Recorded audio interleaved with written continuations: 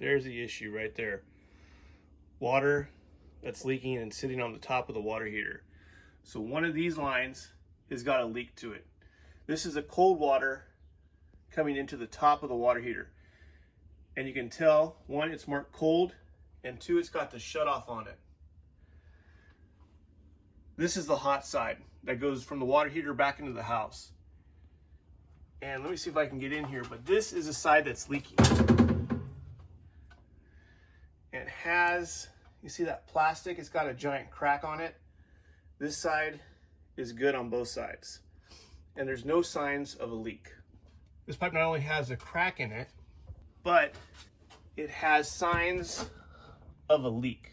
And you can see that there's been water leaking out of the bottom of that. So we're gonna fix that. To do that, the first thing we have to do, we're gonna have to remove this line and put a new line in. To do that is we're gonna shut off the water going into the water heater.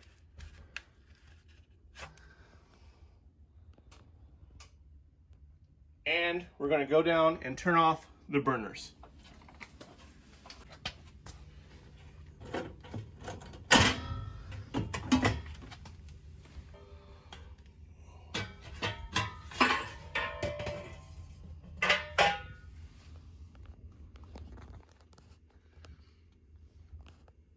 Flame on.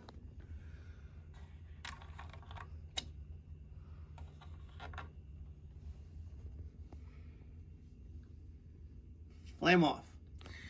And we're also going to shut off the gas going into there so it doesn't accidentally start on again while we're working on it. So now that we have the water shut off and the burner shut off, we're going to go to Home Depot, Lowe's, or Ace Hardware, and we're going to pick up another one of these lines. Since these still have the stickers on them, we know that we have to get an 18-inch water line with a 3/4 FIP fitting on both ends. So I'm going to let this thing cool down, go to Ace, Home Depot, or Lowe's, pick up a new water line and clean this up, and then I'll be right back. All right, so we went to Home Depot and we picked up a replacement pipe. 18-inch, 3/4 FIP, both ends. So this should go in without a problem. I also went inside the house and opened up the closest hot water valve on a sink and let that drain out, so there should be no pressure in here when we go to open this.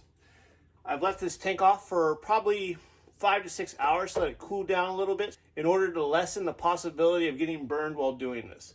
This is the pressure relief valve, and it goes to a line that's just plumbed outside the house. I opened it up and you can hear some of the water escaping from this. So now that we've let a little bit more water out of this tank, hopefully when we open up this line, nothing comes out.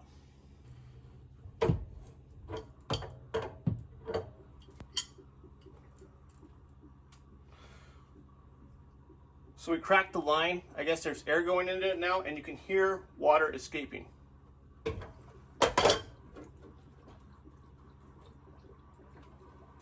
So I went and shut off the faucet inside the house because I think it was just siphoning the water out of the hot water heater. So now we're just going to take off the line and hopefully nothing sprays out. Let's see what happens. Safety first.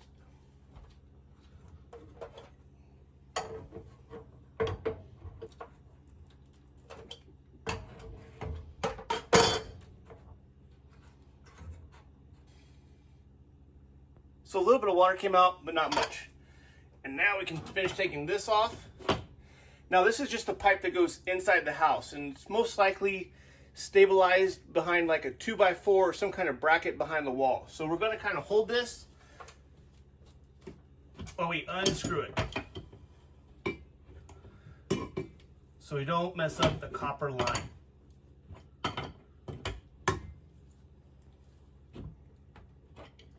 Alright, I'm going to grab a towel, put it in there to catch that water so it doesn't damage that wall.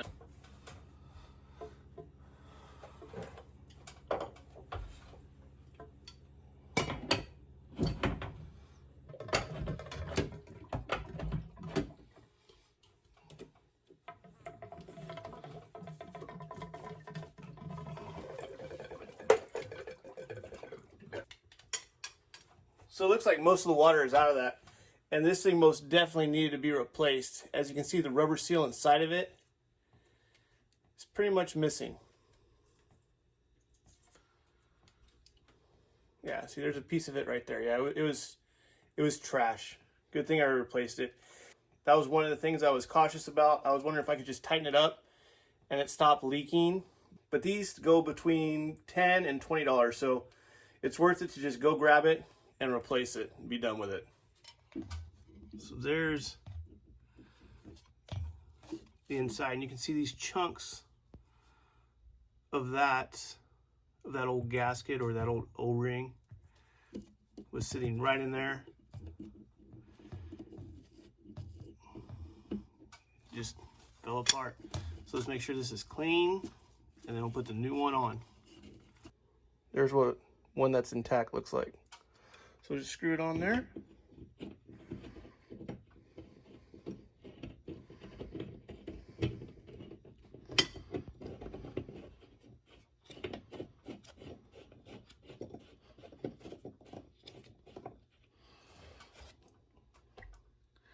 we'll tighten it down. Righty tighty, lefty loosey. So this is a pretty substantial crescent wrench, and you don't want to tighten it down as tight as you can get it with this wrench because you're going to mess something up. So we're just snugging it down, and if it leaks a little bit, we can always come back and tighten it up a little bit more.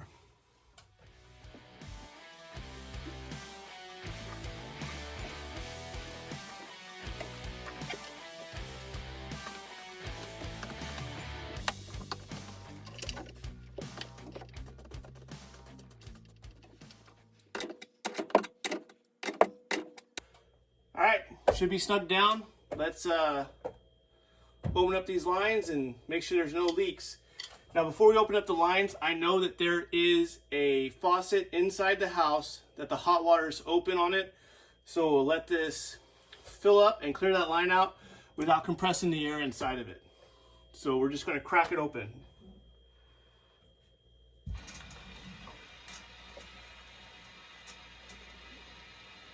And make sure there's no leaks on this. So here's what it looked like inside the house. Well, that line was clearing the air out of it.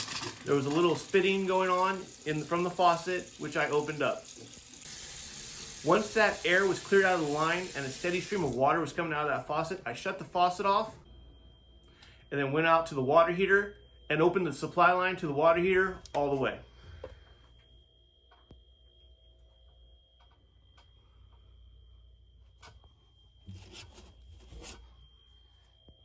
All right, it's dry, no leaks. Let's light that burner. Okay, the first thing we got to do is turn the gas back on. Then we're going to come over here to the control module, turn it to pilot.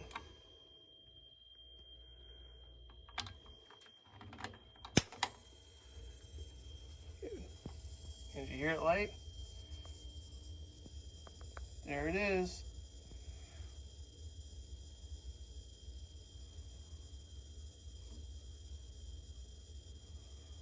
Wait a couple seconds and then we'll turn it to B and it should kick on.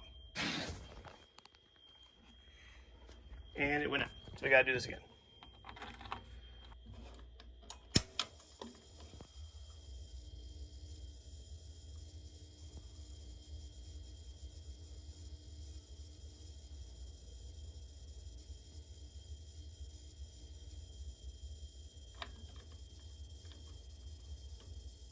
Turn it up. There it goes. We should have hot water again. Good to go. If this video helped you out, if you can like and subscribe, it would definitely help out the channel. If you'd like to do a little bit more, I have these hats for sale right now. There's a couple different styles to choose from. I do not have a website set up yet, but if you'd like to purchase a hat, it's $30, which includes shipping to the lower 48, and you can message me on my Instagram. Link is in the description below. My name is Matt. I'm just a dude, and if I can't fix it, I'll fix it so no one else can. Thank you for watching.